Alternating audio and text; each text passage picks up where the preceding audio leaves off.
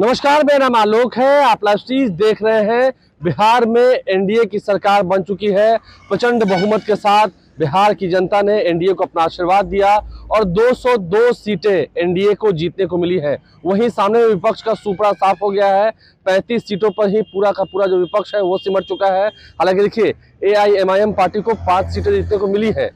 BSP के भी उम्मीदवार जीते हैं बिहार में, लेकिन पूरा विपक्षी खेमा जो है वो कह सके काफी कम मार्जिन में ही सिमट चुका है। बिहार में एनडीए की सरकार बन चुकी है, लेकिन कई ऐसे सीटें रहीं बिहार में, कई ऐसी बिहार विधानसभा की सीटें रहीं जिस पर जीत तो मिली है।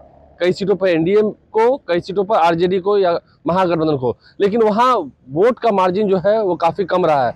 कोई 27 वोट से जीते हैं, कोई 30 वोट से जीते हैं और कोई 100 वोट से जीते हैं। ऐसे कई नाम रहे हैं। क्या आप उन नामों को जानना नहीं चाहेंगे? हमने ये पूरी रिपोर्ट आपके लिए तैयार की है। इलेक्शन कमीशन के डेटा के साथ हम आपको ये दिखाने जा रहे हैं कि कौन कौन से वो विधायक हैं जो जीत तो गए हैं, लेकिन वोटों का मार्जिन काफी कम रहा है। देखिए, जो लिस्ट हमने तैयार की है, जो इलेक्शन कमीशन का डेटा कहता है, उसके हिसाब से सबसे कम वोटों से यदि कोई बिहार में जीते हैं तो उनका नाम है राधाचरण शाह। हालांकि ये बिहार विधान परिषद के सदस्य हैं, अब इन्हें इस्तीफा भी देना पड़ेगा। बिहार विधान परिषद की सदस्यता से निकाय कोटे से ये चुनकर आए हैं राधाचरण शाह। अब बिहार विधानसभा के सदस्य हो चुके हैं, जेडीयू के एमएलए हो चुके हैं और संदेश से जीत कर आए हैं। दीपू सिंह को महज 27 वोट के मार्जिन से जीत कर आए हैं। 80,598 वोट लाकर राधाचरण शाह विजय हुए और दीपू सिंह को, यानी कि अरुण यादव के बेटे को, संदेश में ही पटकनी दे दी है। खैर, विजेता तो विजेता होते हैं, चाहे वो एक वोट से ही क्यों ना हो। इसके अलावा देखिए, अगला नाम है सतीश कुमार सिंह यादव का, जो कि बीएसपी से जीत कर आए हैं रामगढ़ से। यहाँ पर अशोक कुमार सिंह को करारी हार मिली है। इसे करारी हार नहीं कहेंगे, महज 30 वोटों से ही सतीश सिंह यादव जीत कर आए हैं। सतीश यादव बीएसपी के टिकट पर चुनाव लड़े रामगढ़ से। वहीं जगदानंद सिंह के बेटे अजीत कुमार इस बार फिर तीसरे पायदान पर है और महज 41,480 वोट ही उन्हें मिले हैं। 30 वोट से जीत कर आने वाले सतीश सिंह यादव बीएसपी में ही रहेंगे, आगे बिहार विधानसभा में गर्जना भरेंगे, ये तो खैर आगे की बात है। लेकिन 30 वोट से जीत कर आ गए और बिहार विधानसभा के सदस्य हो गए। रामगढ़ सीट की बात हमने कर ली। अब अगली सीट है नबीनगर।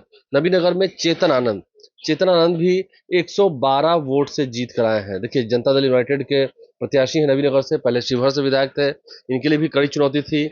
ये शिवहर से नबीनगर गए, औरंगाबाद के नबीनगर, और खैर जीत तो जीत होती है। जब 27 वोट वाले राधाचरण शाह जीत सकते हैं, वो विधायक हैं, तो ये तो खैर 112 वोट से 112 वोट से जीतकर चेतन आनंद बिहार विधानसभा के एक बार फिर से सदस्य हुए हैं, जो एक समय में आरजेडी के बागी होकर नीतीश कुमार की सरकार को बचा रहे थे और खुलकर कह रहे थे, हाँ मैं बागी हूं, मैंने सत्य का साथ दिया है। और एक बार फिर से चेतन आनंद पर जो जनता है उन्होंने भरोसा किया और चेतन आनंद फिर से विधायक बने हैं।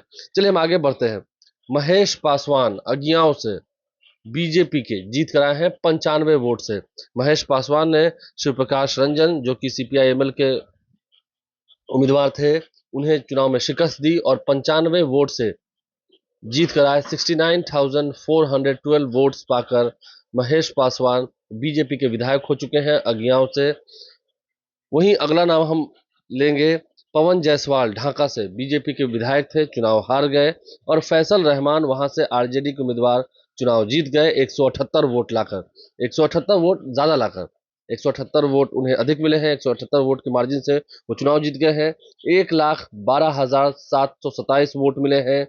वहीं 1,12,549 वोट पाकर पवन जायसवाल दूसरे स्थान पर है। 178 वोट के मार्जिन से फैसल रहमान बिहार विधानसभा के सदस्य हो गए। और ये उन 5 विधायकों के डेटा है, इलेक्शन कमीशन की वेबसाइट से हमने निकाल कर आप तक पहुंचाए हैं, जो कि अब जीत चुके हैं, विधायक हो चुके हैं। वोटों की संख्या भले ही कम हो, लेकिन खैर विजेता तो विजेता ही होते हैं, चाहे वो एक वोट से ही क्यों ना जीत गए हो। तो बिहार में एनडीए की सरकार बन चुकी है। जोड़ी मोदी या नीतीश के हिट हुई, ये गाना चला था पवन सिंह का, सुपरस्टार पवन सिंह का, और इस गाने का भी असर दिखा। लोगों में, कार्यकर्ताओं में काफी उत्साह रहा। कल सभी ने पटाखे छोड़े, होली के लिए मिठाइयां बांटी और अब बिहार में एनडीए की सरकार बन चुकी है। अब शपथ ग्रहण की तैयारी हो रही है। देखना होगा कौन कौन से वो चेहरे होंगे जो मंत्री पद की शपथ लेंगे। आप लाइव से बने रहे, हमारे चैनल को सब्सक्राइब कर लें, साथ साथ फेसबुक पेज भी लाइक करें। धन्यवाद।